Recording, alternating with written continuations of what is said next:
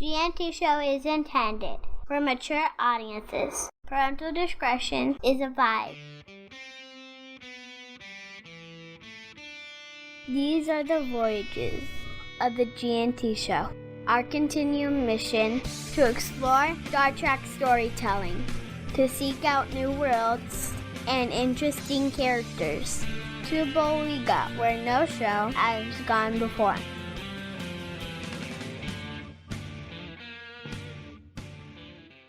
Live long and prosper, bitches. Good morning, everyone. Welcome to the GNT Show, episode 217. I'm Terry Lynn. Jolan True, citizens. There she is. To my left, your right, still in her hospital gown, untied in the back, may I add. Terry Lynn. That's me.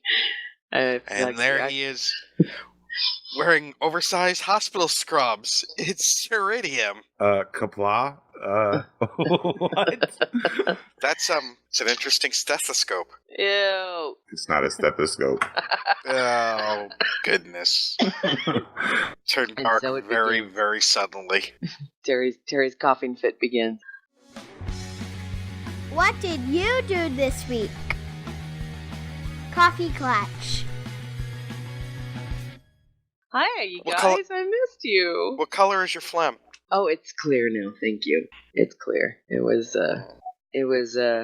kind of gross. For yeah. I ended up doing a breathing treatment and having a albuterol inhaler and all sorts of fun stuff. My trips were fun. New York was a blast. Of course it was. It's New Well, York.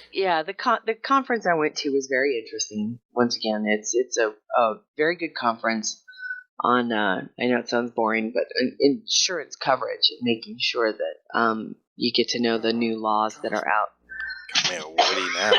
And then Alan came out for the weekend, and we went to go see some shows. So I got to see Aladdin, a wonderful musical called A Gentleman's Guide to Love and Murder, and a fantastic musical called Something Rotten, which is a total farce and just very, very funny, where it's like it's the story of two brothers who are writing plays during the Renaissance, during the time of William Shakespeare. And William Shakespeare is kind of a rock star. So he steals the brothers' work, and namely Hamlet. And although it's not Hamlet when they wrote it, it was Omelette when they wrote it. It was very funny. It's a very, very silly musical, and I laughed my ass off all the way through it. And I got to go see that with Dave and Jesse Bushman, who you guys have met. Mm-hmm. And I seriously, Jesse and I, we were crying. We were laughing so hard by the end of the second act. It was just awesome. So then I went to Vegas. And you caught the plague. And that's when ladies and gentlemen, when she decided she wanted to sound like Brenda Vaccaro. I swear to Buddha, it has been, the traveling got me. I had a speaking engagement in Las Vegas. Did you infect the whole plane? Oh man, I'm not sure. To be honest with you, I'm not sure how they let me on the plane to get home. I'm really surprised. Do you even remember the plane ride home? Mm-hmm. Okay. Yeah, it was the beauty is that the flight from Vegas to Albuquerque is very short, and the woman in front of me was sick too. So she and I just had our little. You were blankets. plague buddies. Oh my God, we were plague buddies. But that was when things started to get really, really rough. When I got off the plane in Albuquerque on Thursday, which was Thursday the 10th, I knew I was done for. I knew that there was something really, really wrong. So I went to the doctor's on Friday, and the doc told me at that point in time that I was very lucky that I had the pneumonia vaccine, because he thinks it was the only thing that kept me out of the hospital. Whoa. So I got the breathing treatment. I got the cough syrup with codeine. I got the antibiotics. Yeah, now we're talking. Yeah, the antibiotics. And I spent the following 6 days in bed. I did not go back to work until Friday. So I went back to work for about a half a day on Friday. I feel better in the morning, and then right around 1 or 2 in the afternoon is when I start to kind of get really tired again. But it was severe bronchitis and severe sinusitis. So But I'm better now. Thanks, guys, and I missed you guys so much. And I do want to tell everybody up front that I still have all of the gifts that we gave away for the 24 Hours of G&T show. If you haven't received your gift yet, please don't panic. I really do have them, and I really do apologize. It is nobody's fault but my own, and it was just kismet. Fate had it out for me. They kicked her ass. It really did kick my ass, and I need to especially apologize to Jen Hay. So, I have the boxes now. I got to the post office. I was able to get all of the priority mail boxes, and Alan's going to help pack this shit up for me this weekend, and we'll get them out the door. Hey, Terry, since you've been sick, I'm not sure if you heard, but there was kind of a big movie opening this weekend. And I have to say, I'm really glad I didn't buy tickets, and not because I don't want to see this movie, because I really, really do, but I would have coughed all the way through it, and I would have been murdered. I would have been murdered. Yeah. So I'm good. You also would have murdered half a movie theater. So yeah, I'm thinking I just couldn't do that. So I'll probably see it this week or this weekend. We'll see. Maybe Christmas Eve if we can get tickets. And I know Mike and I have both seen it. I know, and I've been really, really pleased so far. The people have been so nice about not giving stuff away, and I've been avoiding a lot of if somebody starts off with a post and they're talking about I just scroll right past it. Did you see Keith DeCandido's post? Yeah. All I heard was his thing about spoilers, about not you can give away certain points of the film without giving away the film. Yeah, I agree with that. He's right too. People have become, and I'm going to use the term Nazis, where even just saying I saw insert title of movie, you said the name of the movie, how dare you? People, let me remind you of something. If the greatest thing wrong in your life is that somebody told you that X happened in a movie, you're doing okay. Yeah. All right? Nobody's driving a car up to your house and blowing it up. See, First world problems. Yeah. But I'm also one of those people, too, that I never really have a problem with spoilers. Right. You know me, I can know what's going to happen at the end of a movie, or sometimes I prefer to know, so I don't like tragic surprises. Well, Terry, spoiler alert. Oh, God. Kylo Ren, he's Khan. Yeah. Yeah. Oh my God, Larry. Yeah. I mean, I was really surprised by that. I thought, how did that happen? I don't even understand. Yeah. No, but I will say that on one level, I walked out of the movie and I was as giddy as I was about any movie. That's great. I thought it was phenomenal. Daisy Ridley. Yeah. I have to tell you, she owns the screen when she's on it. She really does. Mike, would you agree? Yeah, she is very, very good. I loved it. I don't know where they found her, but if you're gonna hang, the new franchise, I guess you'll call it, on somebody, you've done pretty good. It's in my top 3 of the franchise's movies. That's great. And so, therefore, I'll say it's in the top 2 because Empire Strikes Back, it's going to take something really special to knock Empire off for me. There's a tremendous amount of fun in this movie, a lot of laughs, and all right, remind me about the couple sitting next to me. Okay. But I will tell you, I walked out of the theater and I was profoundly and very much pissed. Oh? Because maybe if somebody had been a fan of a franchise he made films of before and had, a tenth of the caring about it that he had about this, the last 2 films would have been very different. Well, did you guys get to talk about the trailer, the Star Trek Beyond trailer last week? No, that came out this week. That came out this week. Then week. let's just touch on it now. Okay. Okay, Mike, what's the matter? You want to say something else? I wanted to just mention what I thought about the film. Oh, please. I really did like it. Okay, so I'm going to preface what I'm about to say with that, but I saw that movie a long time ago. It's like I didn't see anything really new. I mean, the actress was great. Yes, she was a new face, but I've seen this movie.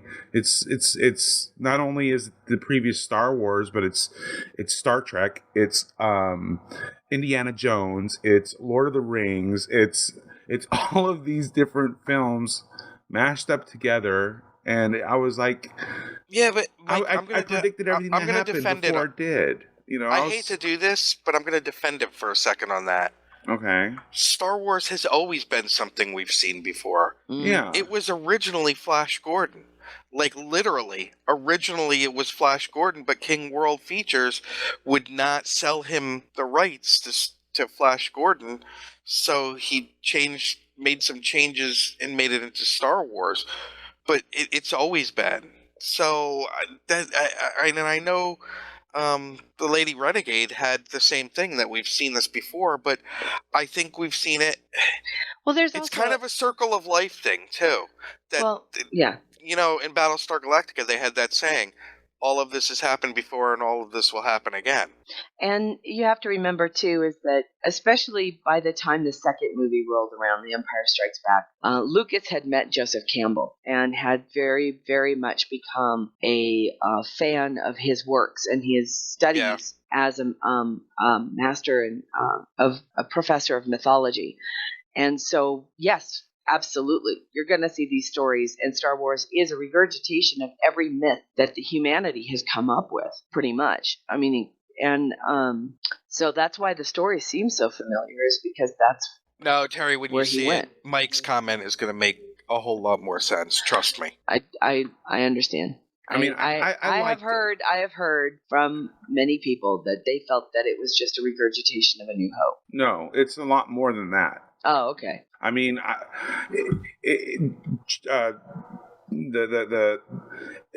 when I was watching, it was like, oh look, there's Tatooine, but not. There's Endor, but not. There's Hoth, but not. And it's like, it's Indiana Jones, but it's not. But it was just like, I know that what Star Wars is supposed to be, and they were very successful. I want to watch it again. I mean, yes, very successful in what they've done, but it's like, for me, I would have liked to have seen something new, maybe a new myth, a new, But it's like, okay. Well, there is though. The quest that they're on. I know it's hard for you guys to talk without spoiling it. The quest that they're on that leads to the final scene of the movie, which is an amazing scene, which is the thread throughout that movie, is something new for that series. Yeah, I do agree with that. I do agree. But yeah, like I said, I look forward to interesting story, and although it was interesting, and I like I said, I loved it. I want to see it again, but I was just. Now, Terry, his insistence on not using CGI, but using as much real life effects. So paid off. Yeah, so paid off, and once again, nobody can ever say JJ does not make beautiful movies. You can say what you want about him, but you can't say he doesn't make beautiful looking films. Well, if there's one thing I think every Trek fan right now is feeling, is jealousy. It's something that we've been dealing with since the moment that he decided to move on to Disney, and the fact is just that. He was able to play in the playground that he's always wanted to play in, that he made very clear to us from the moment that he took the standard at Star Trek, was that this wasn't his bag. He didn't want to do it. That that really you and I both knew, and we all, or even Mike, we all opined that really what Star Trek 2009 was an audition reel for Disney, or which I for saw the time in the, Lucasfilms. Which I saw in the movie. Right. I mean, and now I understand. There's some canned shots that the guy's famous for using. Was Slogo Cola in it? I did not see it, but there are definitely. No, I didn't see it. I was commenting with a friend over after I saw it, and I was like, JJ needs like a new bag of tricks. These tropes, are getting kind of old. See, I don't know. I can tell you right now. I was happy that he didn't do it, but I was looking for some of them, like the ship that Han and Chewie are on when they're talking about the things that he's the creatures that they're smuggling. Mike, you know what I'm talking about? Mhm. Didn't you expect it to be the Cloverfield type monster in the Star Trek 2009 type monster? And I was profoundly happy that it wasn't. It was like I was waiting. That was one of the Indiana Jones scenes. Really? You think it was Indiana Jones-ish? Yeah, remove the tentacles. That thing, what it was doing after people in the corridors, didn't it look like Temple of Doom? Never even thought about that. Now I think you were looking. I'm just gonna say this, Mike. I think you were looking a little too hard to bag on JJ. No, I really did. I'm sitting there and I'm going, "Oh my God! It's the boulder from the Temple of Doom." You know what? Never even thought about that. When you said Temple of Doom, I was thinking the jungle planet they were on. No, I was talking about the ship and the boulder scene. Oh my now, God! Terry, have you seen that there's a shit ton of cameos in it where you actually don't see the person? I've heard. I didn't know that Simon I've heard Pegg that Daniel was, Craig. I know Simon Pegg is. I heard Daniel Craig was. is a really funny cameo too. You never ever see him, but it's a funny cameo and a pivotal point in the movie. That's awesome. I think that's fun. And the Simon Pegg cameo, did not know until I saw the movie and then came home and looked it up that, and this isn't spoiling anything, Daisy Ridley's character, Ray, the guy that she works for who keeps shorting her on payment, that's Simon Pegg. That was Pegg? That's Simon Pegg, Mike. It was funny, speaking of Simon Pegg, and this will be a good segue for us to talk to about Star Trek Beyond too, but this week I watched, even though it was already about a year old, I watched a cartoon this week on Disney. I'm a real big Phineas and Ferb fan. Have you ever seen this show? Nice, yes. Oh my God. It's fucking brilliant. As far as I'm concerned, Phineas and Ferb might be one of the best cartoons ever written, but they had a 1 hour special called Phineas and Ferb, May the Ferb Be With You. And it is a retelling of the first episode of A New Hope. But Phineas and Ferb are like Luke's friends from Tatooine who end up following R2-D2 through the whole film, trying to get the Death Star plans back to him because it was a CD and it popped out. It was hilarious. The whole show is fucking hilarious. I just laughed all the way through. Have you seen Simon the Family Pegg Guy? does the voice of C-3PO in that. Oh, God. And I didn't even notice until the end of the episode when I saw his name on the thing, and I was like, oh my God, that was him. And I rolled back and I thought, he's such a Star Wars fan. He really is. Have you seen the Family Guy spoofs of the Star Wars movies? The Lego ones or which ones? Oh, no, Family Guy. Yes. I really hope that Disney allows them to do it for Seth MacFarlane to do it for this one, because what Mike said about, we've seen it before. Yeah. I can just see them commenting throughout their parody. wait a minute. Isn't this from Indiana Jones? Yeah, that's good. That would be and there's even some jokes in the movie. Uh-huh. There's a joke that Han makes that is a throwback allusion to A New Hope. You know the scene I'm talking about, Mike, right? With the shiny stormtrooper? I think so. I want to watch it again. Wait a minute, is there to throw her into? Oh, yes. I remember now, yes. So I got to tell you guys, I went with a friend of mine, and people, this is not a stereotyping thing or anything, but it is. There was a black couple sitting next to us. Terry, I had the Harlem movie-going experience in Star Wars. Oh, no, don't go in there. Girl, what are you doing? Shut up. That's awesome. Girl, what are you doing? Girl, don't go in there. I told her. I told her. That's funny. The first time you see the Millennium Falcon, yeah, the husband was like doing the snapping and the clapping and the, you go. Oh, my God. It added literally so much. I didn't know whether I was laughing harder at the movie or the people sitting next to you. That's awesome. Yes. Right on. Awesome. When I went, not a lot of people dressed up. I went to the first showing in our little little theater, and someone actually showed up dressed as Rey, which I thought was awesome. She looked awesome. Nice. But we had one cosplayer that I know of, and yeah, she looked good. And then they started off with the movies, the previews and stuff, and I was disappointed. We had different preview experiences, Mike. Cause yeah, I went Thursday night, and I did not get Star Trek Beyond. Did you see it in IMAX? No, but I saw it in 3D.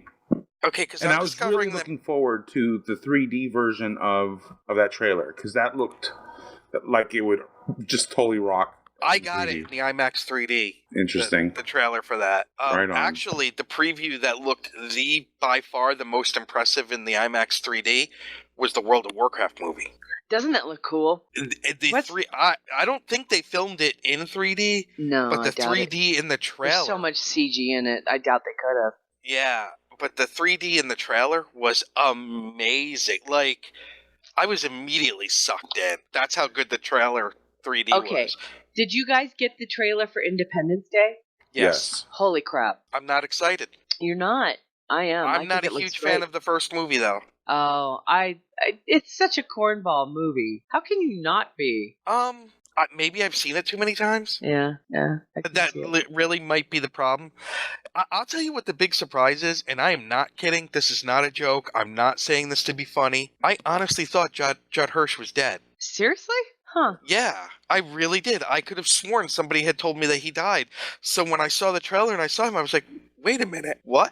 So at that point, the trailer, I kind of tuned it out because I was like, I thought he was dead. You know how you start going into your head? I thought he was dead. No, wait a minute, no, but how do you... I wonder who you got mixed up with. I don't know. But oh my God, Terry, I had the trailers for Warcraft. Yeah. Star Trek Beyond. Star Trek Beyond, Dark Knight Batman vs. Superman, Independence Day, The Jungle Book. Oh, that looks good. That really does look good. That looks, when it first started, the person sitting next to me was like, Jungle Book. And I was like, no, this is Tarzan. But I had to eat some crow. Yeah. It really does look good. But evidently, according to a certain somebody we all know who's quite lovely, I'm the Kung Fu Panda.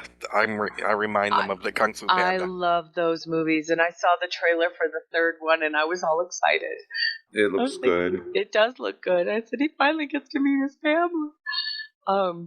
Yeah, the Kung Fu Panda movies are sweet, and and Jack Black just how can you go wrong? He's awesome. Evidently somebody was reminded of me by both the Kung Fu Panda. That's a compliment. And Angry Birds. Oh, we also got, thank you, Robert Reyes, we also got the only thing that got applause in any of the previews was just the very fact that Captain America Civil War is coming out. Yeah. Everybody was cheering for that. Yeah. I think Captain America has become just in the movie version just so beloved. Yeah, he really has. Which kind of makes me nervous as to how America will handle the future storyline if they move in that direction. And I think it's really due to Chris Evans. Oh, it is, because he's awesome. He's just so good. He's a great actor. On top of which is he understands the character, and so do the directors. He plays it the way it's supposed to be played. And one thing about the Marvel actors, and this includes Robert Downey Jr., you can tell they love playing these characters. Seriously, and I'm hoping that. Well, I can't imagine that they wouldn't. But I mean, they're Shakespearean in their breadth, right? They're huge, larger than life characters, and they're also meant to tell a story. And And I think it does a lot that, like, when they dropped the trailer for Civil War on the Jimmy Kimmel show, and you see Downey and Evans together, they enjoy being with each other, and that's so important. It really is. They've got great chemistry. Yeah. Robert Reyes, yes, either one. Yeah, I think America will have a bigger problem with Falcon becoming Captain America, but in light of the certain response by some idiots about Star Wars, but whatever. Let's watch a Star Trek movie. Movie news. But let's talk about the Star Trek Beyond trailer. Because it did come out this week. It did come out. It was actually leaked by German group or German fan first. Yeah. It was leaked in German, and then Paramount did the wise thing, and Yeah, that they posted the official one ahead of schedule. instead of trying to. And for once, Paramount actually acted quickly. Yeah, they did it right, and that was okay. Well, guess what? Cat's out of the bag. People want to see it. Let's just give it to them. And they did. So they put out the English version like the following day. No, When- it's hours later. Hours later, right? When- Hours later. When are studios going to realize we are now in an era where as soon as you put it out there, where more than 3 people are together, it's going to wind up on the internet? What you have to remember is that these corporations are still locked in a way of thinking from the 80s, right? They still have a marketing department that doesn't talk to the legal department, that doesn't talk to the products department, that doesn't talk to the. They really just The web they guys. or if they do talk to each other, it's via inter-office memos that might get emailed. Yeah. You know, so they're still trapped in this old process. They haven't learned how to get lean and mean and tight. And, Well, you know what it reminds me of, Terry? And embrace that technology. What's that? 1982, 81, 82, 83. Why would I want my band to make a music video? Nobody's going to watch those. Oh my God, tell me about it. Seriously, and now with the advent of broadband and streaming services that are going to quite literally kill network television as we know it. Netflix killed the TV star. It's true. It's so true. Actually, I think they're creating more and more of them. Yeah, I but think, you know what I meant. you know, yeah. But Well, it's killing I cable. think the Star Trek Beyond trailer is a perfect example Network. I don't of think the it's killing lack of cable. I think it's the killing lack network. of communication and the lack of understanding between one division of a studio and another.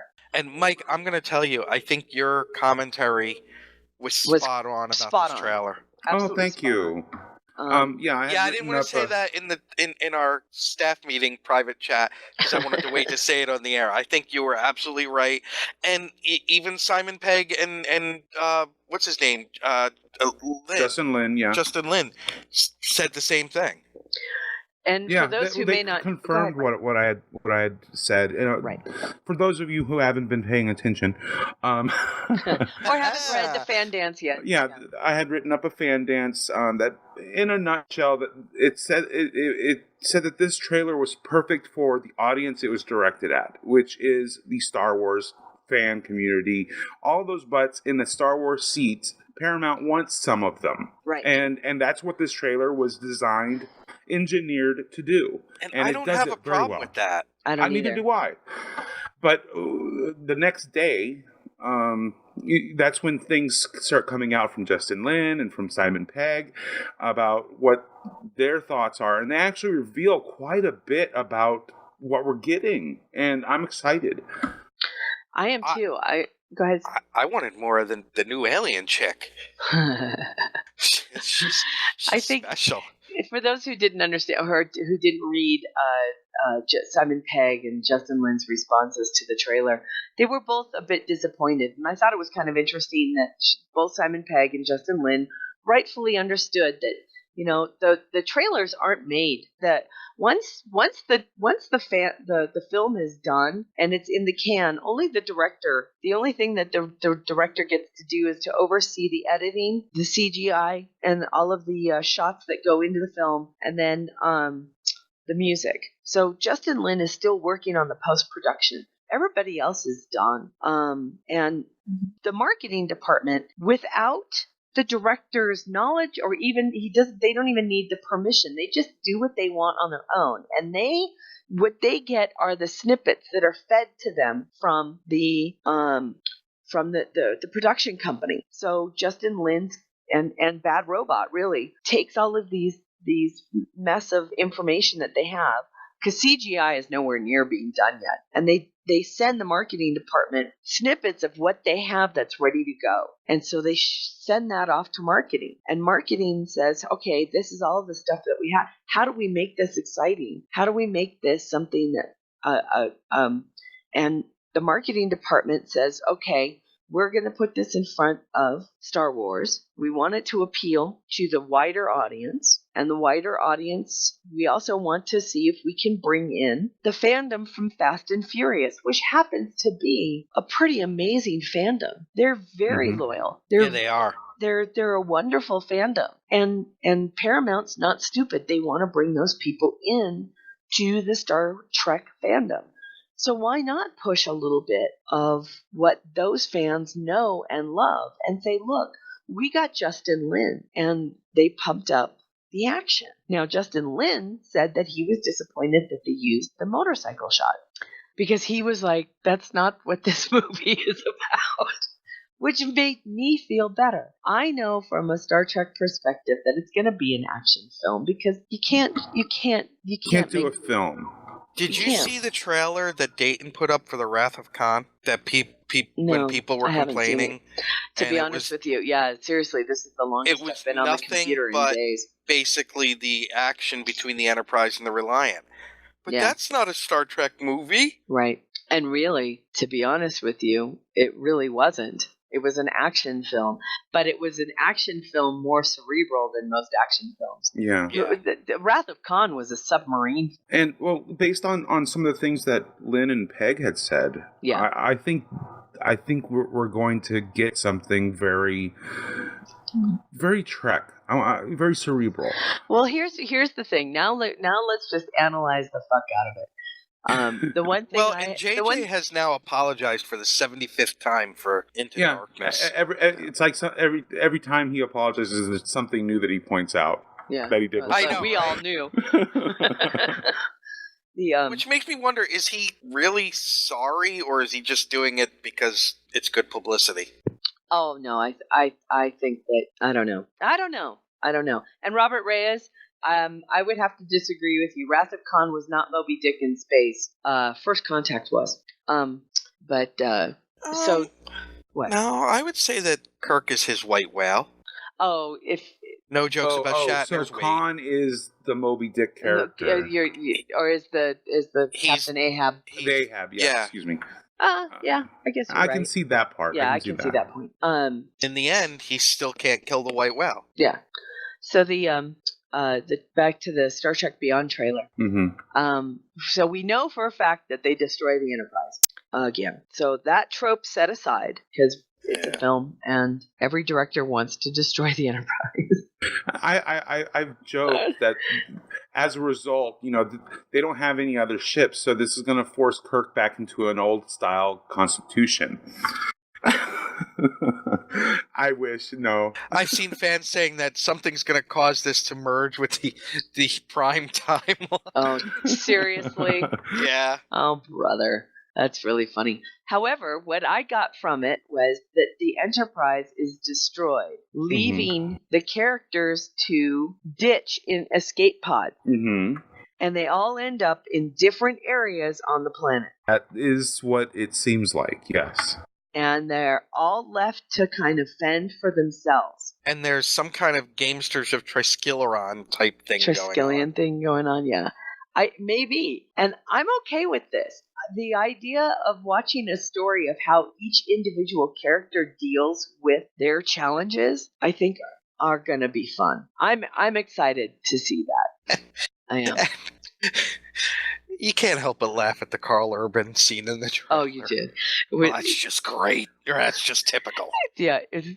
As I told Alan and I said I was a little disappointed that we didn't get to see a lot of character. He goes, well, what about the bone scene? And I said, well, that was the only one. That was the only scene that showed me, some form of character in the film. Everything else was an action shot. But, that was funny. I would say that the final scene. Let's never do that again. That was a joke. I can see Shatner doing that. See, a young Shatner. Oh yeah, it was funny. What I got out of this trailer was it was again designed for Star Wars, so it's got all of that action, which is where the focus should be if that's the audience you want to appeal to, but. They also had little tidbits showing that there's more to this than just the action, the character moment with Spock and Bones being one of them, the comedy at the end being another, and there's one line spoken by the villain that hints at what the theme of the film is going to be. So it's scattered, and you have to pay attention. Trust me, I've watched it like 60 times. It's there, so I'm like really excited, and listening to Peg and Lynn after the fact confirm a lot of this and point out I just posted an article in the chat room that talks about. That has Lynn explaining what some of the themes that this film is going to explore. I was like, oh wow, that's like totally awesome. So I don't know if that I don't know if we should talk about it because it's spoiler. No. It could be, but I thought, wow, this is going to be a very interesting film if they can pull it off. I'm with you. I think that we're gonna. I don't know. I have more hope about this film than I did the first two. Mm-hmm. I just do. I'm really looking forward to it. It looks fun. The chick looks so badass. She looks awesome, and also the enemy in this looks very unique. I think his name is like Crawl or Call or something And like that. I mean like the actual fighting. The fact that instead of one ship against one or two ships, that they're dealing with a swarming enemy. The drones. The drones look like talk about unique for Star Trek. Yeah. Again, that was something that. Yeah. What is it, Nick? Sorry, there's no Klingons in it. Oh, it's okay. I'm okay with that, to be honest. I am too. I am too. I'm glad it's a new species. Me too. Yeah. And despite what some people are thinking, no, it is not a Jim Hadar. No. It isn't. And no, they have said it's a brand new, never before seen, just come up with. Yeah. And that in the earlier Ome's videos that came out, that bus that walked across the screen during one of the videos, total red herring. At least that's not the main villain. Yeah. So, okay. Oh boy, Supreme Leggett, stop. Well, I for one am very much probably in a much more forgiving mode. When I saw that trailer, I thought to myself, okay, and I'm not as upset about the use of the music as a lot of other people were. No, it's a tie into 2009. It is totally a tie into 2009. And to me, it's a character piece. It is a song that Kirk would play, and I liked that. I liked the fact that there is still a part they're of keeping his him childhood. consistent. Exactly, that there's a part of his childhood that they're bringing back, and it doesn't bother me that he likes 20th century music because he's always been. That's part of his character, even in the Prime universe, is that he collects antiquities. And let's face it, how many Star Trek characters, because it's a familiar thing for us as a viewer, like things from the 20th century. Tom Paris, or even earlier, yeah, exactly. Or so even my characters that I write, Beth is a huge fan of punk and heavy metal. She loves headbanging music and she loves punk. Why? Because it's something that can. Well, first off, she needs it. Her character likes things loud. And if she can concentrate on loud music, it keeps her from having to deal with the voices that she hears outside of that. So for her, it's a very needed character connection. So I see that same connection with Kirk. Mm-hmm. He has that need for that loud, rebellious music. And it came out of an antiquated car that he stole. And it just, to him, it's a signature piece. So I was way on board with that. I had showed the trailer to my nephews a few days ago, and they had never heard Sabotage before, and they absolutely loved it. And they loved the trailer. They were excited for it. They want to see this movie now. So, hold on. We need to bring the show to a stop for a second. Oh God, he's going to go after Robert. But Robert Reyes saying Die Hard is not a Christmas movie. Dayton Ward will have words for you. We all will, because Robert, you're wrong. What's the final song in that movie? Oh, the weather outside is frightful. Where is it set? A Christmas party. Ho, ho, ho. Now I have a machine gun, too. You're wrong. I think Robert's been working too hard. I've added it. Actually, I have added it to my Christmas playlist of films that I'm watching. Did you? It's on my playlist. I'm currently in the middle of Scrooged.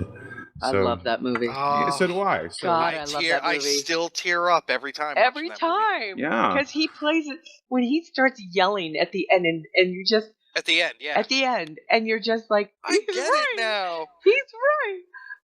Yeah, it's a great movie. Now, Mike, if you want to get your nephews excited, go on YouTube and find the comparison of the Beastie Boys Sabotage video with Battlestar Galactica. Oh, interesting. Somebody took Sabotage and did a frame-by-frame using Battlestar Galactica to recreate the Beastie Boys video, and it is so awesome. Right on. As Sensei asked, is Nightmare Before Christmas a Christmas movie or a Halloween movie? Yep. And I said yes. And It's Disney both. would agree with it. And Disney would agree with you because they convert the Haunted Mansion to the Nightmare Before Christmas starting on October 31st, and it doesn't end until after January 1st. I think Robert Reyes is just trying to be a rabble-rouser. It's a film for the entire season. Robert Reyes, rabble-rouser. Rebel Rouser. I can't say it. Rebel Rouser. I have to slow down. Rebel Rouser. Rabble. Rabble? Rabble. Rabble Oh, Rouser. we also had a trailer in 3D for the new Halo game. Oh, for the new Halo movie? No, the game. Oh, that's right. We got a different game. What'd you get? Would you? I want to say it was like Clash of Clans or something. I don't know. It was kind of weird. I just They have had to Oh, this say, that was awesome with that time It had story. it had a little flying dragon thingy. I don't know. With the bedtime story where he's telling him a bedtime Yes. story. Yes. Go on YouTube and look their little spots with the people telling stories for that. They are hilarious. Right on. Cool. There you go, and there's the thing, Mike, With Battlestar Galactica. Yeah. Cool. Shoot, what I was just going to ask you guys. Darn it. I was going to ask you about the Warcraft movie real quick. The trailer that came out for the Warcraft film intrigued me very, very much. And here's the reason why. All of a sudden, I'm seeing that I don't play the game. I never have. And I do know that there's a lot of people who love the story in the game, and that they were very, very excited to hear that they were going to make a movie out of it. And I have to say, I found the story and the idea of caring about these CGI characters who were very, very compelling in that trailer. Did you guys get the same feeling? Yeah, that the main. Yeah. That I'm sitting here thinking I'm going to be completely kind of connected to a bunch of orcs. I didn't realize that that's kind of where the story was coming from, was this group of orcs and group of kind of humans kind of having to band together to fight a different band. I just thought The orc looks cool too. it does. It's just and again, if you can give me a psychological connection to a character and make me care about them, like Rocket Raccoon. Wasn't there a Look girl at that looked like she was like a hybrid of both? I don't know. This just looks amazing. The work on it looks beautiful.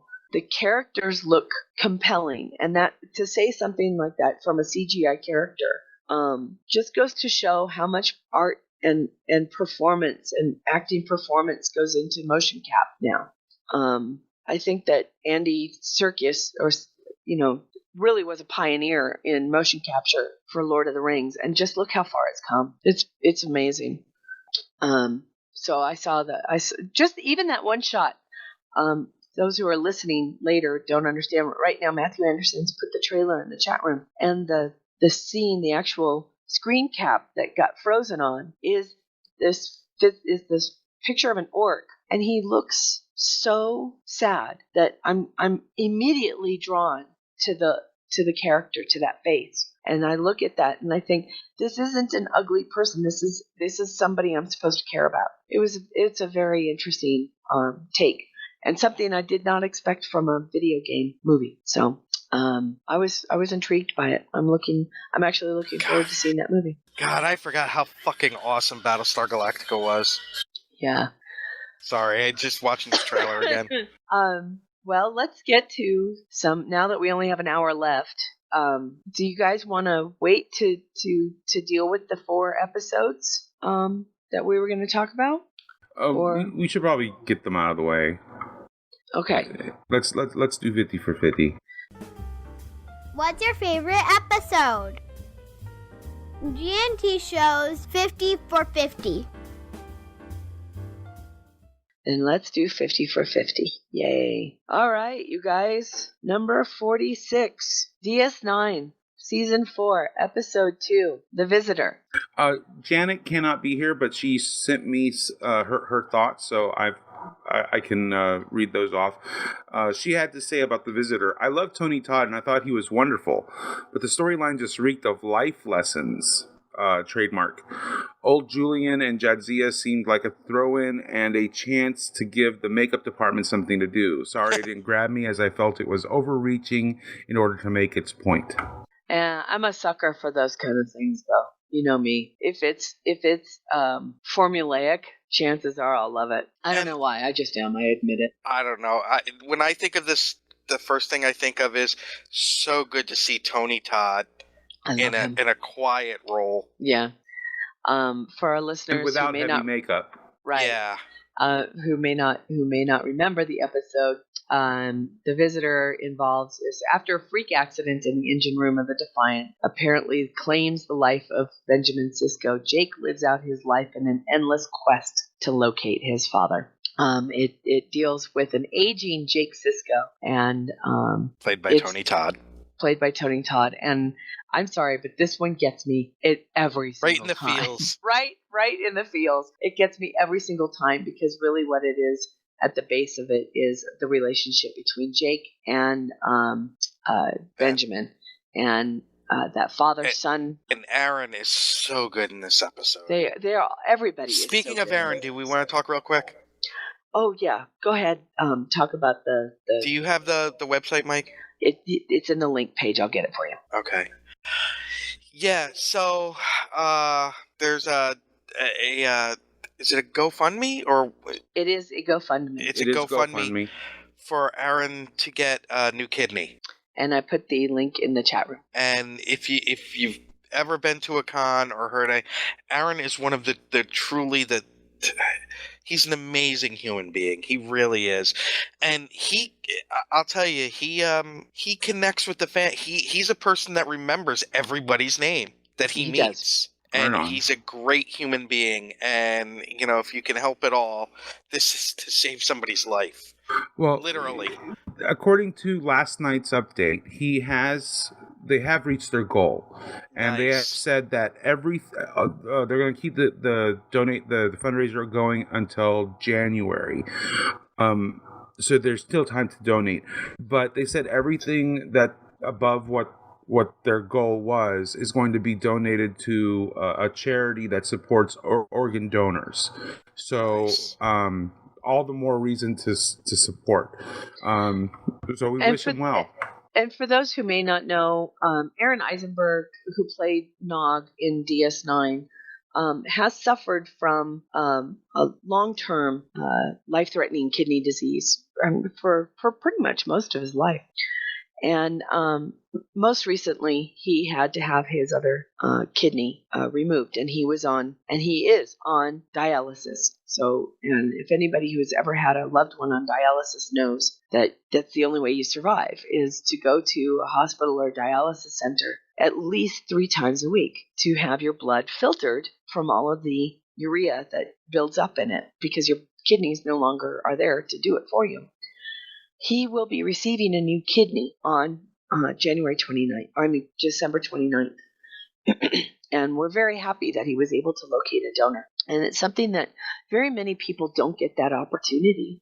And it's wonderful that Marissa, his girlfriend, and Aaron they're so sweet, are going out of their way to help others and using their unfortunate situation to help others who have kidney disease or need an organ, because many people don't realize that it really is a scary thing, and that because a lot of people don't get to the top of the list before they die.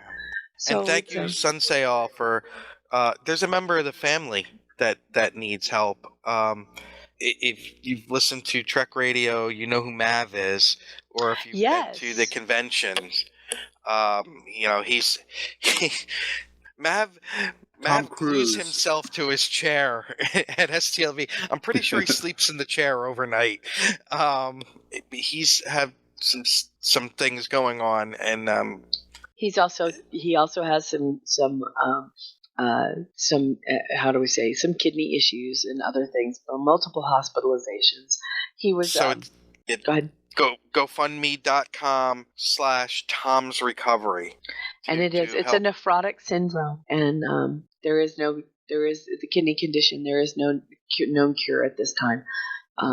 So please help out our good friend Tom. And he's a member of the family, people. He really is a member of the family, and has been involved with Trek Radio for a long time, as well as and he's helped us tremendously in the past. Absolutely. And he's also been a part of Jupiter Force, Star Jupiter Trek Force, Online, and Stoked Radio, and Stoked, and so he's a member of our podcasting family, a member of our Stowe family, and our Trekkie family, and so please help him out too. We'd really appreciate it.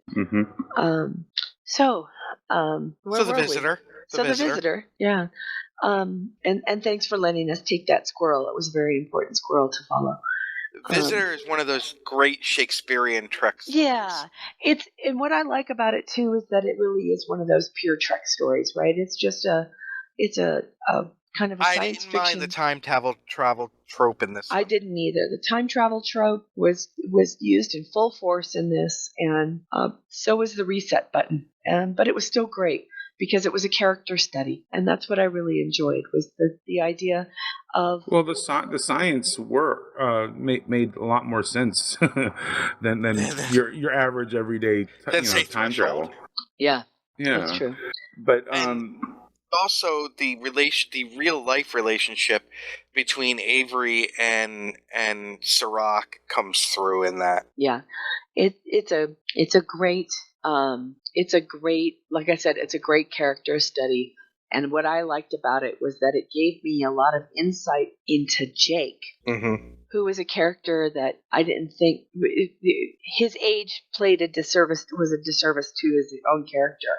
Which was, he was kind of held into this teenage angsty, although he was a good kid. And it was from this point on, I think, that his character really starts to grow outside of being that teenage thing. You really start to see him become a man. And so I really enjoyed it. I just want to stay in my room and I want to write, okay? Leave me alone. I know. But... Oh my God, you pegged it. So I very much enjoyed The Visitor. And that so was I can see why it made our top 50. On our 50 for 50, correct? Yes, number 46. Yeah. All right, number 45, Enterprise, Season 4, Episode 13, United. Janet had to say about United, Talus, we hardly knew ye. The whole fight is kind of silly. If this had been TOS, Kirk would have ripped his shirt. Setting up the Anar is fascinating. I wonder if the black and white woman in the Star Trek Beyond trailer is part Anar, and showing them as vulnerable and probably enslaved. And showing them as vulnerable and probably enslaved race is a great contrast to brash Andorians and blustering Tellarites. Yeah. Let me see. I'm giving myself, as you can imagine, I have not had much time to watch very much, seeing as though I've been in bed. But I'm looking aboard this one here. It's the episode where they're trying to put together that alliance in order to find the Romulan holographic ship. And Talus, the Andorian female that's Strand's wife, ends up getting killed by a Tellarite, and as a result, he gets challenged, or Strand challenges the Tellarite to a battle of death using the Ushan. Ushan, thank you. And in the end, it's Oh, is this Archer. the one where? Is this the one where he steps in for him? Yes. Okay, and he cuts off his antenna. And yes, and I love this episode. Yes. I love this episode because we learned so much about the Andorians and the Tellarites too. Mhm. But this is just one of those episodes which was made for Jeffrey Combs. Mm-hmm. But then again, every time he steps in when Shran is in any episode, I'm glued to the screen. So there isn't an Andorian episode in Enterprise that I didn't adore. This episode, it's fun. Jeffrey Combs just always knocks it out of the park as Shran. But this is the Star Trek Enterprise's amok time. And I'm okay with that. And I'm okay with that. That's right. I love how Archer, the whole situation, it's logical. If the match is prohibited, the Andorians are gone. Well, they have so much at stake. I mean, yeah. And if the Tellarites don't participate, they're going to withdraw. Mm-hmm. So Archer says, I have nothing to do with this fight, therefore, let me go into it, and even if I die, the Federation, the Federation's not going to pull out. Earth's not going to pull out. Yeah. So, I like that. Yeah. Yeah. This is exactly one of those episodes that made me adore Enterprise, because it was one that actually gave me some background as to how the Federation or the Coalition begins to coalesce. It gives me some idea of what it was about these, in particular, 4 species that brought everybody together, despite how absolutely different they all were. And and some of that background as to how that Federation ultimately begins to exist. And I love and the Enar is such a unique twist that I did. There were a lot of people when Enterprise was out, let's face it, a lot of people were like, well, the Enar didn't exist in the original series. And I was like, that we know of.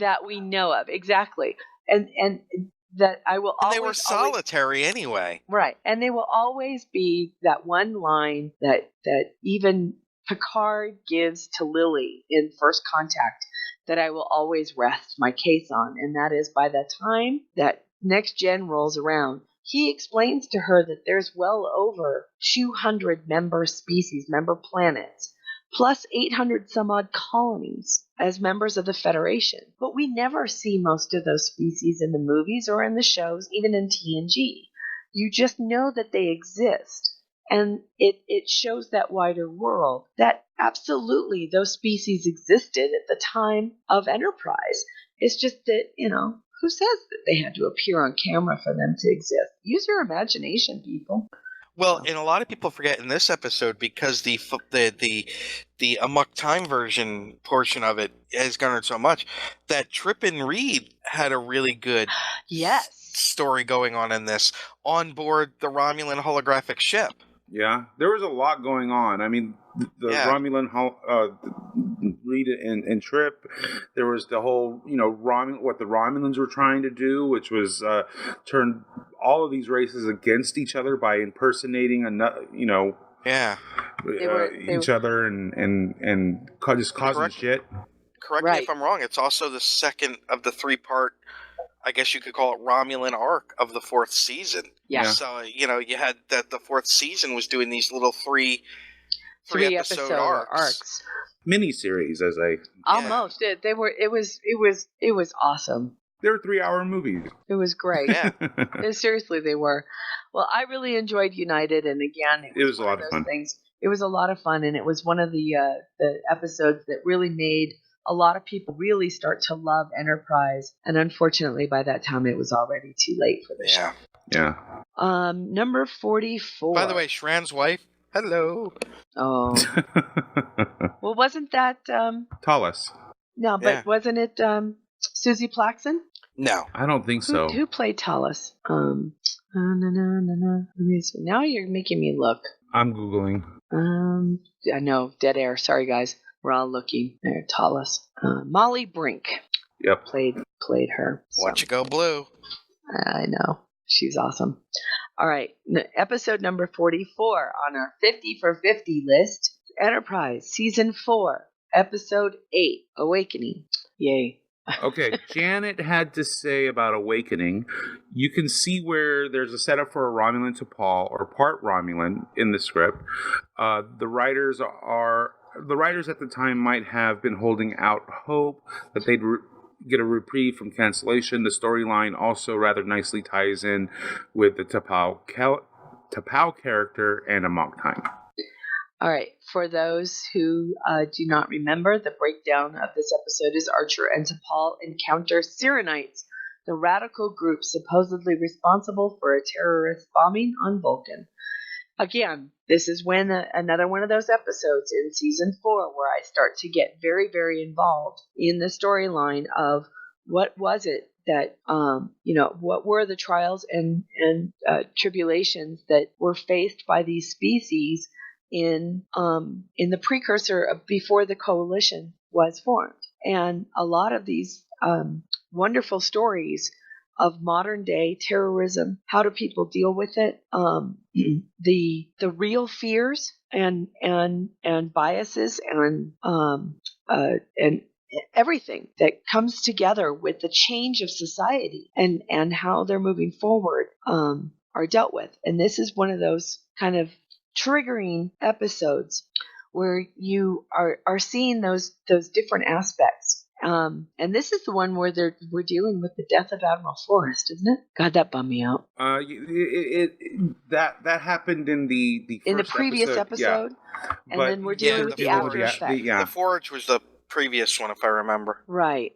And they're looking for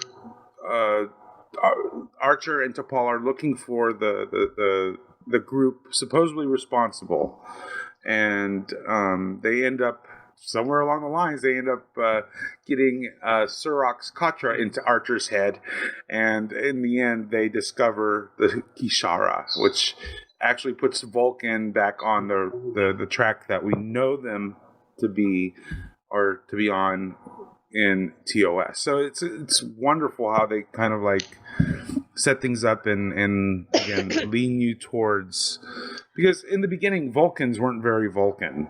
Well, and I think what's funny is that I guess that was one thing that kind of never really sat well with me, I'll be honest with you, is I always felt that their discovery of logic and their rebirth as logic and the not the Kishar, what's the philosophy of it. I always felt that it was rediscovered, quite frankly, thousands and thousands and thousands of years beforehand. And the reason why was, I always thought that was the reason why Romulans split off, was that the Romulans were Vulcans who didn't want to deal with that form of logic. Yeah, but they were actually living during the time of Surak.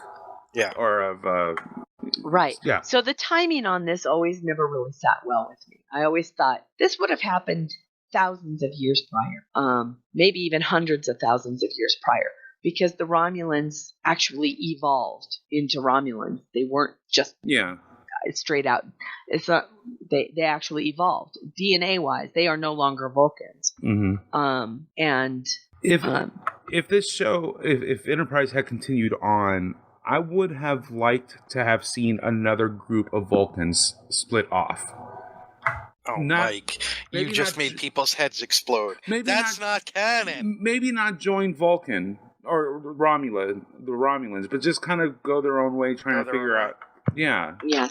Because it to me, all it did was this episode or these episodes, the Forge episodes, all it did was service to make things very confused to me as to how the Romulans actually split off so many tens of thousands or hundreds of thousands of years prior.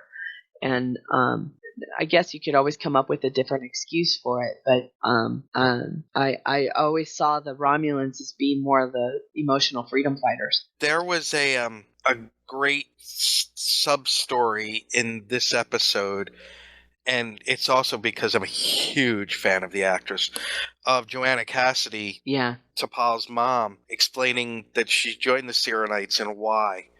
And Joanna Cassidy, she's just so good. And her and Jolene Blalock together were really a good their scenes together were good. Good. Yeah, it was fun. Good. It was good. I'm gonna say good one more And time. I want to say, was this the second episode in the Forge series? Yeah, it was. It was the second episode in the Forge arc. It was fun. Yeah, because Kishara was the third. Right. All right. Let's get to number 43. Again, it is Evidently, our chat room has turned into posting pictures of hot Trek chicks. Well, what else is new? I know. No, but this is Trek chicks, not. Huh? Actual. It's Trek chicks. It's actual Trek. That's so awesome. We got that going for us. Cool. That's great. Well, look at Vanessa. At least we're staying on topic. I love the fact that she was in that show. I loved it. And it totally in makes one of sense the worst episodes ever. In one of the worst what? One of the worst episodes ever? Yeah, but you know what? Every one of them, you got to see a Trill in a bathing suit. You found out that the spots went all the way down. Yeah, right? Well, I knew that before. Yeah, well. All right. Number 43 in our 50 for 50. Chain of Command Part 2. That's TNG Season 6, Episode 11. Sorry, a little out of breath. Yeah, I don't need to go to Memory Alpha for this one because I can't tell you how many times I have watched these two episodes. And I know that we're going to be talking about part 2 only, yes, which really is the most powerful one because by this time Picard has already been captured and is now undergoing severe torture by Gul Madred. Real quick, what Janet has to say. Please. David Warner is particularly chilling in this. The scene with the daughter was really scary. This is where the parallel to the Nazis rings the truest. I also like the ending line where Picard makes it clear he was about to snap and he was ready to tell the guy whatever. I think it would have been interesting and would have made it far darker show if Picard had. It was very important. I did a lot of research on this episode because it became the impetus for me to write a full novel, a fan fiction novel called Retribution, where I surmise, or I suppose, I take everything that came from kind of Chain of Command to part 2, and then I kind of move forward saying, okay, well, whatever happened to Thomas Riker? And I kind of put Thomas into a situation by saying, well, he was captured by the Cardassians and probably would have been put into a situation very similar to what Picard had been going through. So I had to do a lot of research on Chain of Command. And what was really amazing is how much is out there, how much information is out there, because Patrick Stewart did so much research about the concentration camps and Nazi torture methods. And not just Nazi torture methods, but torture methods held and used by many, many different societies, including our own.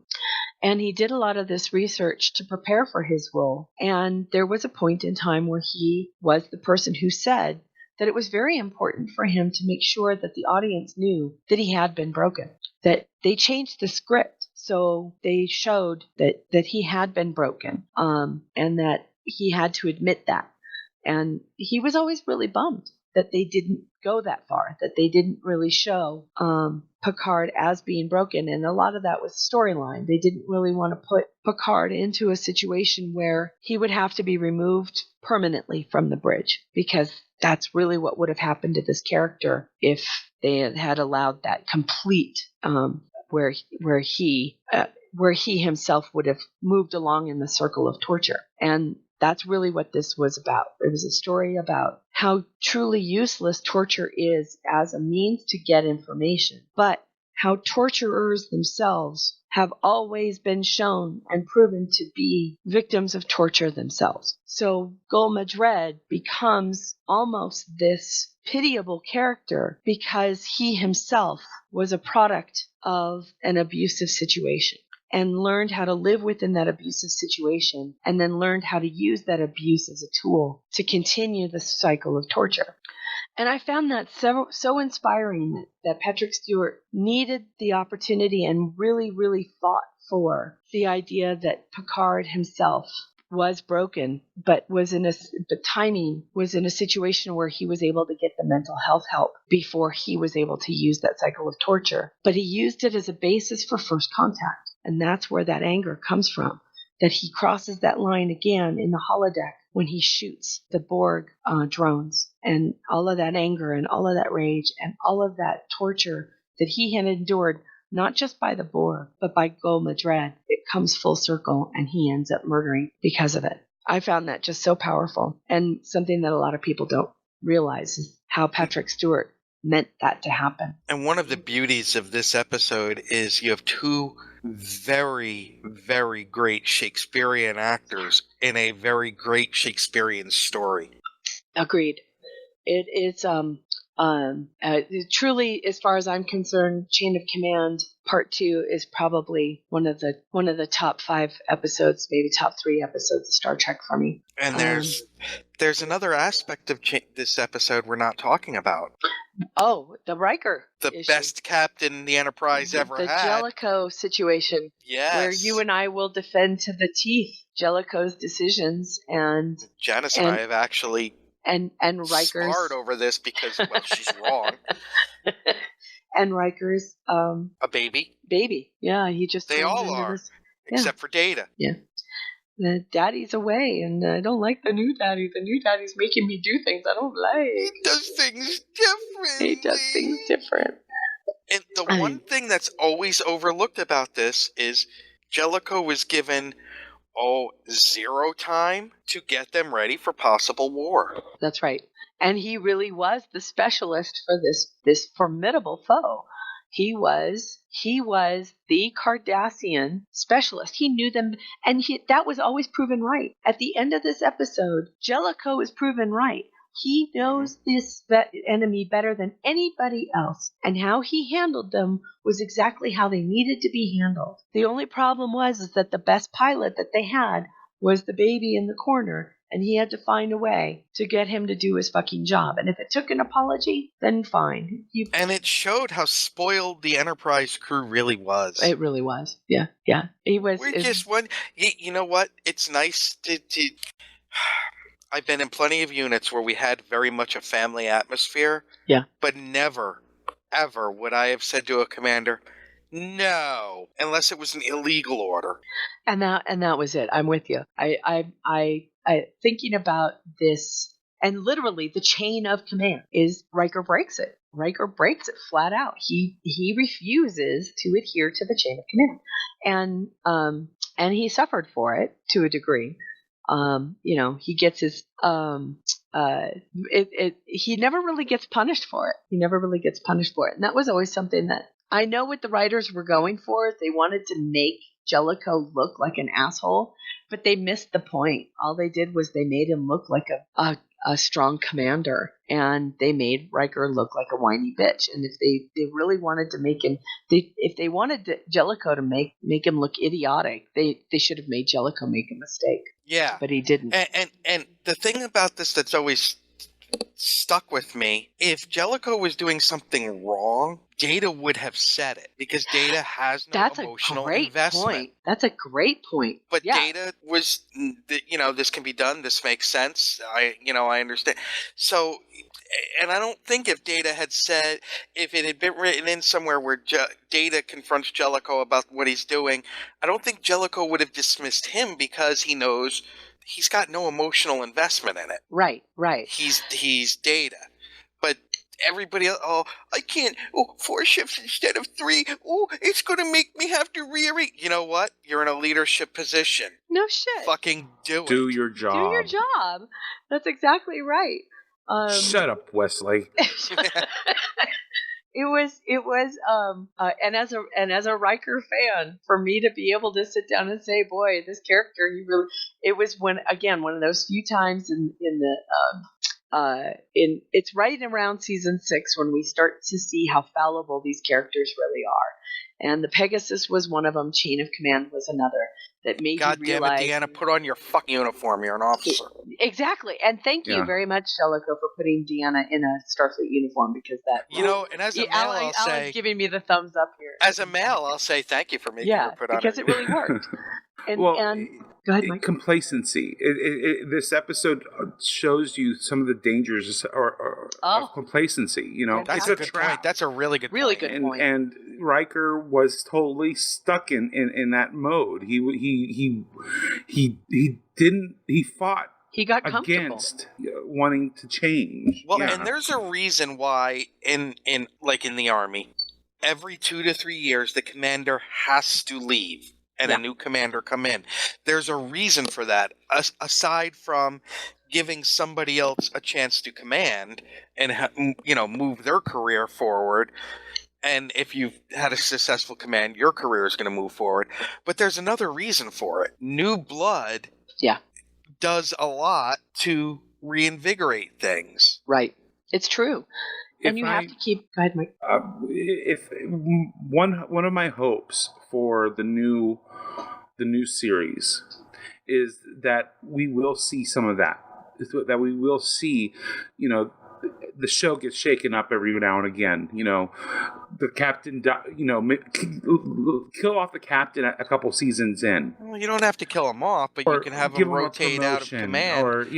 But keep that actor on, to come back every now and then for the visit. Yeah, but give people a chance to actually move up in rank or to die off and be permanently removed or give things, don't let it become complacent. Right. Now, Steve just put in here, he said he never, and please let me just finish my thought first, but he says he never liked Jellicoe, as Starfleet is not supposed to be military, although he knows that there's a side to it. But he just seemed to be a man where it seemed military action was the only route ever open for consideration. I'm going to say this one thing, and that is Jellicoe was brought in to command the Enterprise specifically because it was a military action. He was the military expert on Cardassian military techniques and defense. He was and brought negotiation. And negotiation, exactly. This was a man who understood this enemy in a military fashion better than anybody else. It was a military action. It had everything to do with the fact that this was now a potential war, a new war on the brink. So you bet your ass it had everything to do with being military. If you're going, let me put it like this: if you're going to negotiate a contract for an actor, you're not going to bring in an attorney that specializes in childhood trauma. No, you're going to bring in a contract specialist, right? An entertainment attorney. Right. Jellicoe was a Cardassian specialist. Yes, he was. Who also understood that in the military, and if they're not the military, then why the fuck do they have military ranks? And why do they have they're paramilitary. They're fucking military. I always call them paramilitary. I compare them more to a police department than I do a branch of the Army or a branch of the... Police departments with photon torpedoes? Shit, yeah. Why not? They've got fucking tanks now. And escalation. Fighters. They have tanks now. They're the military. They have planes now. They're militarized. They have admirals. So they have chiefs. They have fleets. Right. Every night. Wouldn't those be like squads? I'm just saying. Say again? Wouldn't those be like the squads? But I'm saying they're an exploratory group that it uses military base for rank to keep the chain of command in place. No. See, I would say they're the military that also does exploration, much like Admiral Byrd going to the North Pole. Or the British military exploring the oceans. Or NASA exploring the planet. No, because they're not armed. They're going to be, don't worry. They're not enforcing DMZ patrols. Well, not until we find the alien life and everybody freaks the fuck out. Paul is right. They're the Royal Navy. So, there you go. But Jellicoe is a specialist. Yeah, you're not. If you're having heart problems, you're not going to see your general doctor, or you're not going to go see a urologist. You're going to want to see the best cardiologist. Here's the thing. If you were Picard and you needed to have a heart transplant, where do you go? Apparently, well, you go to the best doctor. You go to the best fucking doctor in Starfleet. That's right. You go to Pulaski. But he refused Pulaski. He wanted to go see the urologist to fix his heart problem. Yeah, they had to bring in the pro from Dover anyway. You know, I was watching something the other day. Oh, I know what it was. I was watching Law and Order, and they said something about these aren't the pros from Dover, and I just died because I don't think many people are going to get that joke anymore. With the pros from Dover. Yeah. Oh, I know. I miss MASH. Matter of fact, we should probably watch that sometime this weekend. Okay, are you guys ready to know what the next 2 episodes are in our 50 for 50? Yes. Yes. First and foremost, we should clarify: are we going to do a show next weekend? I don't think I can. I'm game. Huh, you're game? I'm game. I'm going to be up north. It's okay because it is Christmas weekend, and my brother leaves on Sunday, so I would prefer not to because I want to be able to be as much with my brother as much time as Yeah. Okay. possible. No problem then. So our next show will be next year. Next folks, year. Next year, on new January season. 3rd. What season are we going into, Mike? 6. 6. Year 5. Oh, are you kidding? Yeah, No. starting season 6. Yeah, year 5, which is season 6. Yep. Hot darn. It's like Voyager. You know, the first season only 13 episodes. You know. And I want to get to these 2 things because I really do want to touch on the game real quick before we still have 25 minutes left in the show. Yeah. So, all right, number 42 in our 50 for 50. That is, we're going through the top 50 episodes as voted on by you, our listeners. Number 42. The only person to blame is yourselves. That's right. Number 42, Voyager. Yeah, our first Voyager in the countdown. No hissing. Season 3. Season 3, episode 26, Scorpion, Part 1. Okay, I can accept that. You can accept that. And just for clarification's sake, we will not be discussing Part 2 in our 50 for 50 because Part 2 was ranked number 57. So number 42, I know. What are you doing? Huh? I know they voted episode 2 was lower on the scale than episode 1. Go fig. So Scorpion Part 1 is number 42 on our list, and number 41 is DS9 Season 6 Episode 5 Favor the Bold. So please watch those 2 the episodes. Bold. I thought you said Favor the Bulls. I was like, I don't remember that episode. Sorry, it's Favor the Bold. It's my lungs. They're giving Favor out. the bowls. Is that the one where they're setting up the rat traps? Exactly. Better than a plate. Favor the Bold, DS9, Season 6, Episode 5.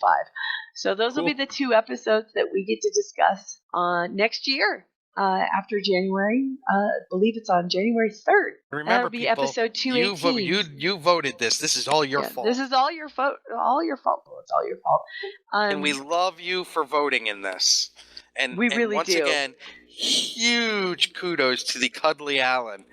Alan's really putting this all together. You should see him. He's looking at this beautiful chart that he has all laid out. Oh God! It's so awesome, you guys. And it's not like. By the way, let me just take a quick scroll here. Let me already say today, I'm already mourning for my team losing today. Sorry. I'm actually okay. They're playing Carolina. I have Cam Newton as my fantasy football. I know that doesn't sound like a fan. But goddamn, the Panthers this year are just—they're for real. Oh my God! Hold on. Yes. The reason there is all because one person, all the votes match, but one person went from one column to another column in the way they routed, and that's what makes it. Okay. So, did you hear that? I did not. I heard part of it. There's a reason why Part 2 ranked lower than the other, and this is how tight the voting was. Everybody, just so you know, it all came down to the fact that one person voted Scorpion Part 2 one column lower instead of someone gave it 4 stars. Someone gave it 4 stars as opposed to 5. Wow. One person made that difference, and it was a 17-point difference, a 17 rank difference. That's was amazing. One vote. That's how tight the voting was, and that's how important it was for us to make sure that. That's why. Does Alan know how many people voted all together? Yeah, how many people voted all together? It's hard to say because. Oh, that's right. Well, there was algebra involved. There is algebra involved, right? I tried to get as many as 50 votes per, but in some cases people didn't vote for certain episodes or whatever. But I never had a sample that was less than 30 people, 30 votes. Wow. And some as much as 150 on some. Right.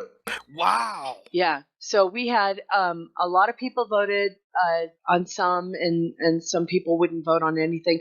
There's a lot of people. You have to remember is that we also had the NA column for people who didn't see the episode, so they couldn't vote on it. So a lot of those were that's it. But the voting was really and that quite tight. frankly, when you say a lot of people never watched Voyager, because especially people newer to Yes. the Enterprise too, franchise, and oddly that's enough, what I meant. I meant Enterprise, because they heard how bad it was. What we liked about it is that it put more weight on those who did see the episodes. Mm-hmm. So it put actual weight into their opinions.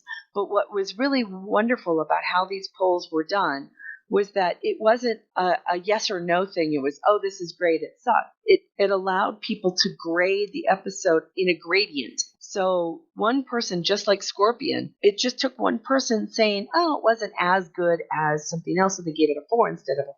So the way that we really wanted it to be pushed was that we really only wanted to talk about the best of the best episodes, which meant that episodes that consistently ranked as a 5-star would always raise to the top. The cream would rise to the top. I wish we could get this little poll thing to like Berman and Braga.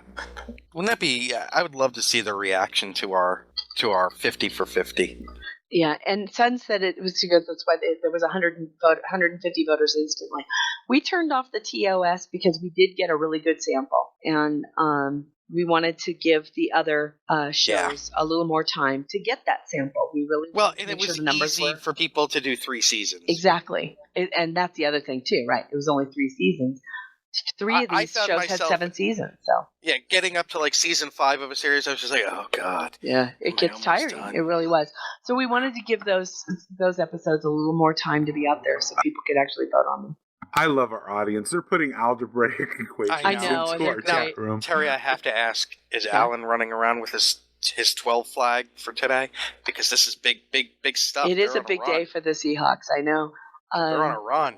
Yeah, he has his flag now nailed up in his office. So it's still can see him running back and forth across the hall. Nice. Yeah, that was awesome. I don't for G&T show, we celebrate Trekmas in July, right before going to the convention. I don't know what I'm going to do to outdo that gift. Yeah, I'm not sure what you're going to be able to do. Mike, I'm sure Mike, I have an idea that you and I can go in on together. Ah, cool. Terry, right you know what it is, right? I mentioned it to you before. I was thinking about it for Christmas, but then I couldn't afford it. Oh, yeah.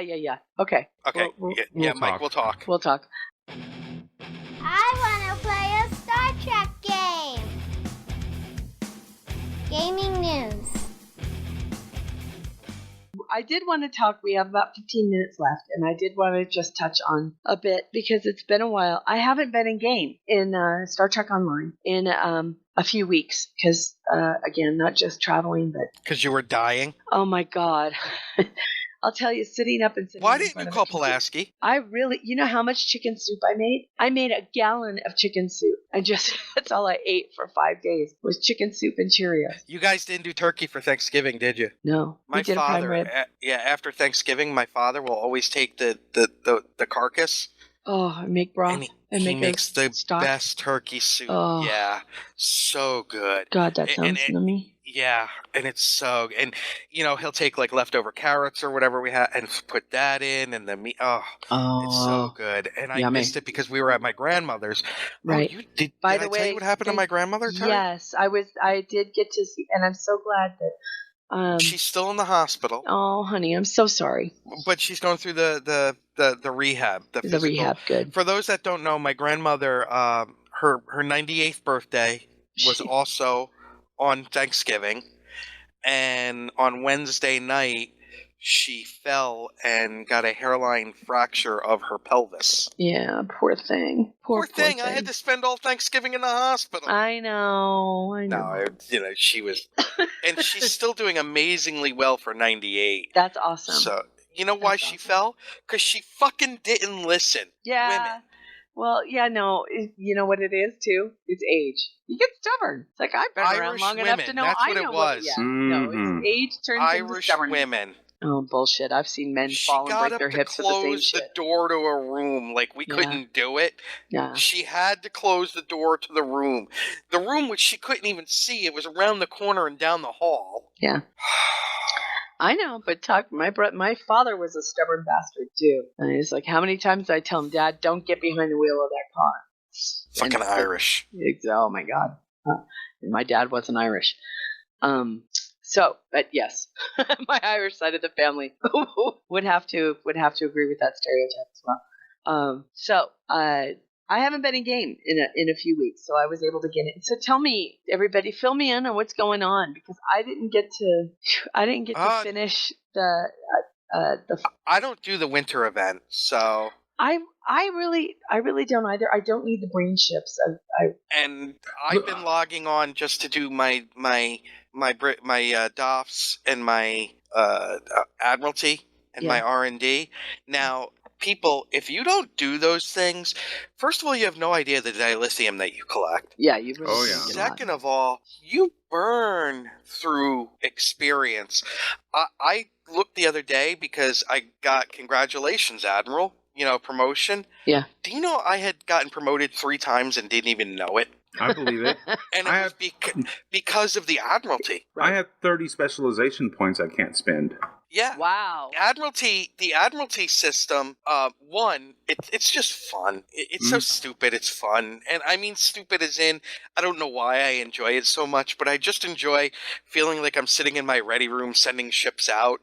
But I still want a mobile app that has doffing, crafting, and Admiralty all on it, so I can just do it like if I'm at a doctor's office or if I'm just in between tasks or whatever.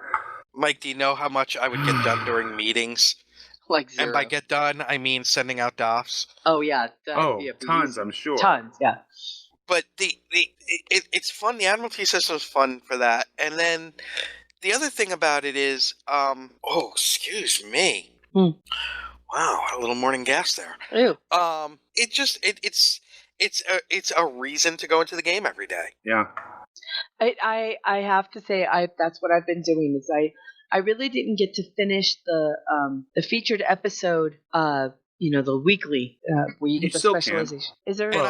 But the specialization points you can't, aren't available, right? I was happy that once I got to level 10 on the Federation Admiralty, that it unlocked the Klingon Admiralty for me to send ships to. Hold on, I'm. Robert Reyes asks, could we do a podcast where we explain how that works? The Admiralty system, Robert? I think so. Just like the DOFs. Yeah, that'd be easy. Ships. I'd love. Yeah, absolutely, we could do that. Let's set aside some time, maybe next week or I have like 15 ships that I've earned in Admiralty. I really like the Admiralty system. Well, Terry, the one-use ships. And did you get the Rhode Island? Yeah, that was so awesome to get. Terry, you said that you're not doing the Admiralty system because you're not interested in the Marine ships. Oh, you mean no? I'm not. I'm not doing the winter event, right? I am specifically for the Admiralty system because to be honest with you, I wish I could, but the past Marine ships are really good. They have but what's great the date? Stats. But what's the date, right? That's true. That's the downside. And then that's getting the thing. A really late start. There's no way I can get enough things now for me to be able to earn it, and it's almost a waste purchasing the thing. So and you only get. Understand. I have I have almost 2,000 dilithium. I mean, lobi, right? Nice. But you only get anywhere between 2 or 6, whatever they call them now. It used to be glossy photos. Yeah. But you only get 2 to 6 for a purchase of a box using lobi. And to me, that's just a waste of lobi. I can buy lobi ships for, and it's just, I'm not going to, knowing my luck, I would open every single box and there'd only be 2. Yeah. And I don't have that time to commit, especially since I've been so sick. So This year it just had to kind of go out the door. Steve although says- I love the idea of the little Snowconians. I thought that was fucking hilarious. Steve says you still have time if you start now. It ends the 15th of January. Mm-hmm. Oh, well, that's not so bad. I might be able to do that then, because I would like to be able to get that ship for the Admiralty system. Yeah, Because I'm sure it's got some hell of a points. The other ships from the Breen winter event rewards. I mean, their stats are fantastic. They're really well balanced. Yeah. So you can really put them to good use in the Admiralty system.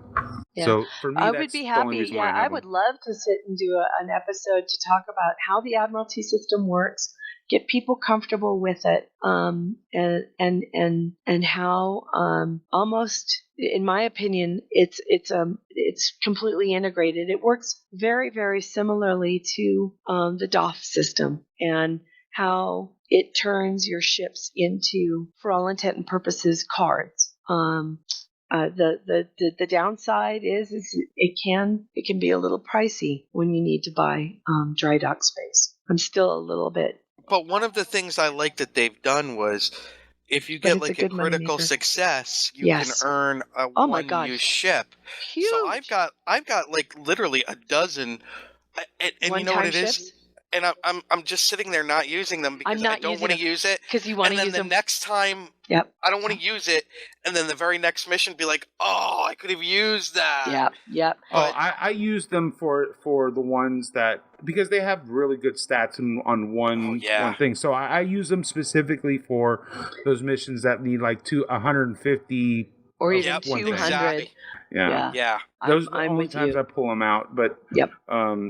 And it's fun So- to look and be like, okay, if I use this ship, if I use this nebula, it ignores the science thing. Yes. So it'll drop the science from 150 back down to 60. 60. So, and then all I got to do then is throw on like my Delta Flyer, and those two ships have now met everything. So boom, send Exactly. it out. Yeah. I don't have to use 3 ships. We'll go And through all of People it. use your shuttles. Oh my God, if you're not using your shuttles as well, Oh, I like, am. you can do like honor guard, or bring tow a ship. You can just use 2 or 3 shuttles and get that out of the way and not have to use a big ship. Yep. It'll be fun to talk about. I know that it's been a while since I've been in the game, and but I haven't really, outside of the winter event, there's been no new featured episode, correct? No, not yet. Okay, good. There has been a post-war story that came out. Yeah, there's been 2.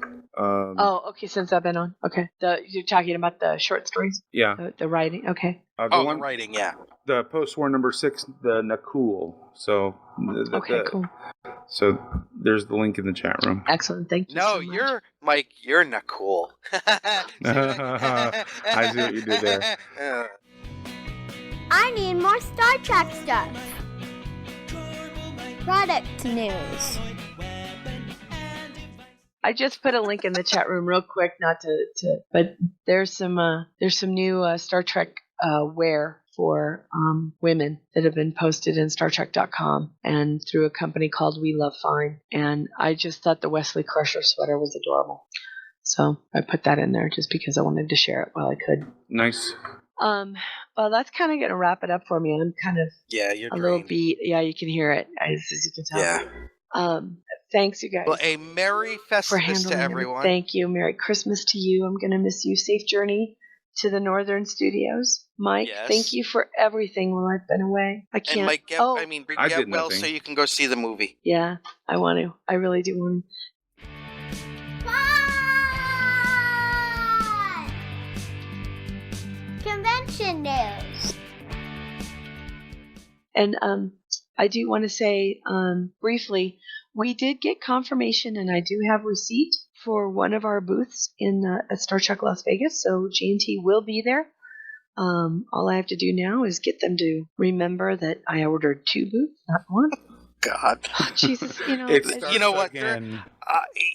from one side of it, I'm like, oh my God, these people. But then the other side of it, I'm like, I can't even imagine what it's been like since they shut down last year's convention, getting ready for this one. Yeah. And well, they shut down last year's conventions not to get ready for this one, but because they were handling the anniversary uptake of the Supernatural.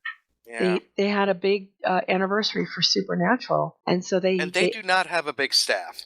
They don't, and it's killing me. It's like they do Supernatural and Xena and so many different IPs, and these people are away from home every weekend. That's all they're doing is traveling the U.S., doing con after con after con after con, and so they're never And at we their may offices. bitch, but they do amazingly for considering how small their staff is. Yeah.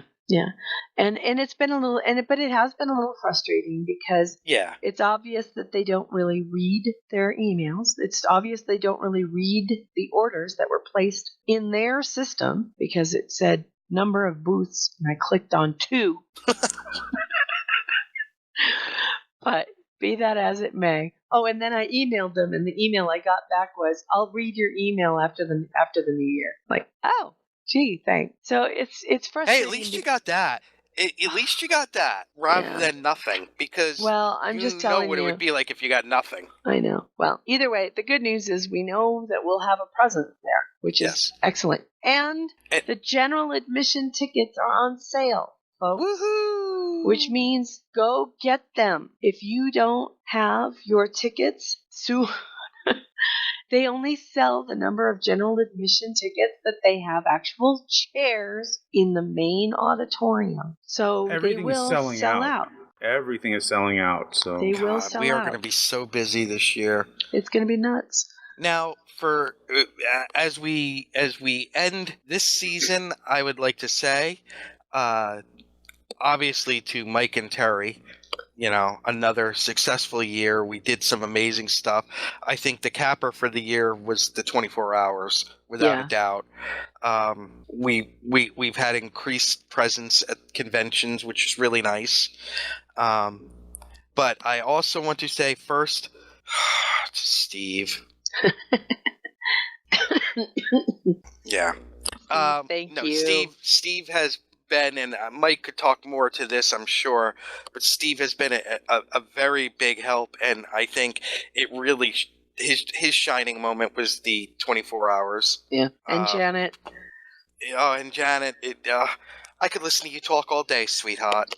We we are so appreciative of all of the work that all of you do, Mike, Steve, and Janet, and also to thank our listeners for another amazing year of the G&T show. We're over 200 episodes now, and we really do appreciate all of your support. And again, and your dedication came through on the 24 hours. It really did. And I swear to you, these prizes will go out in the mail. So we'll get those out. And again, I apologize for the delay. It is nobody's fault but my own. I'll get those. And thank you to Club 602 and Priority Radio One. and Priority One. Don't let me leave. Yeah, don't let me leave anybody else. But you guys came in, and a huge thanks to the most non-Klingon of all, David. Boy, what a rock he was helping us during the 24 hours. It was fun. Yeah. Son. Mm-hmm. Very much so. Thank you, son. Looking forward to 2016. Likewise. That's right, Captain America: Civil War. I mean, what? BLB has a lot of interesting projects in the works. Yes, we do. Busy Little Beaver is getting busy again. GBaddress.com. Please, if you haven't listened to it, listen to it. It's very different than this show, and I think you'll like it. I can't wait to listen to it. I'm looking forward to it as well. I have a lot of. Go ahead. Yeah, so we've got some great things on the burner coming up. I need to get back to some of the audio dramas that we've established. It's so difficult. Life is it really has a way, here. Doesn't it, Mike? Yeah. So but that is one thing I'm hoping to do this coming year. That's my New Year's resolution, so to speak. And also, we'll put out a call if any, why not? If any of you want to help and volunteer and you want to get some experience learning editing or anything like that, or you want to help out in a more in a more active way, we're absolutely open to bringing in more members of our family because we're expanding. Mike can be like a Caesar, just so you know. Well, I know he can, but he has. We love Mike. We don't want him. You don't want to look up after 22 hours sitting on the. And we love Steve too, and we don't want him buried. And we love Janet, and we don't want her buried. No, but Mike. Mike doesn't let you go to the bathroom. He doesn't let you sleep. Don't make me laugh. It gives you some gruel. You're up there. Please, sir, may I have another? No soup for you. Sit down. And his eyes turn red. It's really kind of ugly. He has Klingon. But also, what was I going to say? You were talking about the things and then stuff and then yeah. Oh, I had it and I lost it. It's all right. But what are you guys looking forward to in 2016 before we go? Sleep. Oh, I'll tell you. A little rest would be good. I'm already looking forward to Farpoint and Shore Leave and Vegas. I'm really looking forward to Vegas. Vegas is going to be it's going to be huge. And shout out Lisa Marie. Yes. Oh, well done.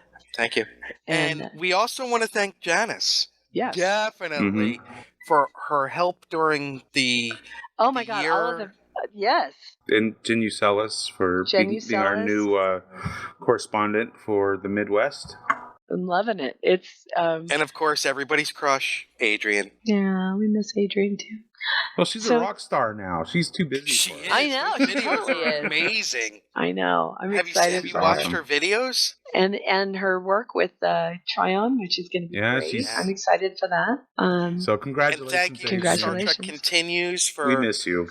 Continues and acts. I'm very excited to see what's going to happen with Renegades too. I mean, I think it's going to be an interesting season. I think it's going to be an interesting year. Let's face it, next year is going to be so big. The 50th anniversary is it's gonna start with a bang. I really think in January we're gonna really start to see things tick up, and by July, I'm gonna be so broke. We're just gonna be all exactly the products all are that coming stuff. out. Oh my God, I'm gonna be so broke. We've got the All the 50th books. anniversary. We've got Beyond. We've got all this stuff going on. The new series. More All the will new come books out that about are going to come out. Mm-hmm. So It's all going to be a huge celebration of Trek and.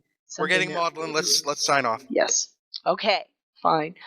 Well, you guys, thanks so much for joining us for episode 217. We'll be back after the new year with episode 218 and the beginning of our season 6. And we love you all very much. And until then, Merry Christmas, Happy New Year, live long and prosper. Do not drink and drive. Right. Seriously. Happy Kapla. Jolan True, Merry Jolans. Bitches. Music for the GNT show is provided by 5 Year Mission, Enterprise Blues Band, Warp 11, Andrew Allen, and Greth Thor. The GNT show is a BLB production. Move ahead, walk back to 10. Put a mini skirt on my yo man. Represent the human race. And we make this a happy place. To boldly go where no man's gone before. I think I sang that line once before, but I'm not too sure. We'll be so happy, can't you see? A zero-G community. Gonna travel to new worlds. Beam on down and meet some green girls. Gonna see what we can see. A fancy-free galaxy. To boldly go where no man's gone before. I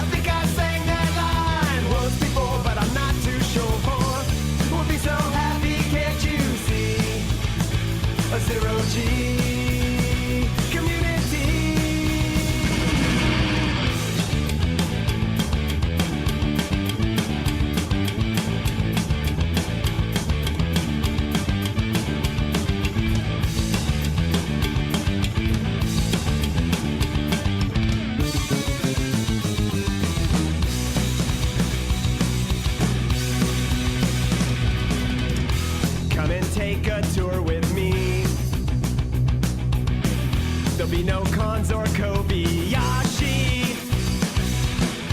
Gonna travel to the end and make new friends with aliens. Totally go where no man's gone before. Space heavy. I think I sang that line once before, but I'm not too sure. We'll be so happy, can't you see? A zero-G community. Totally go where no man's gone before. Space happy. I think I sang that line once before, but I'm not too sure. We'll be so happy, can't you see? A zero-G